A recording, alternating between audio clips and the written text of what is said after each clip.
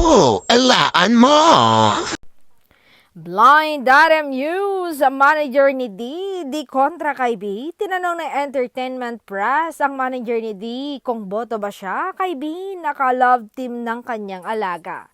Say ni manager ni D, mukhang charming naman si B at pawang magaganda ang naririnig niya tungkol sa dalaga kaya wala raw siyang kakontra-kontra kung mauuwi sa katotohanan ang DV love team.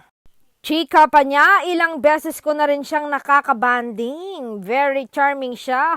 Okay na okay, napakabait niya at walang baho si girl. Laging mabait ang naririnig ko sa kanya, magaganda lang. Well, talaga namang charming at sweet pa si B kaya hindi nakakapagtakang boto sa dalagang manager ni D. Nako, tsak na kilig-kiligan ang kanilang fans sa sinabi ng manager ni D.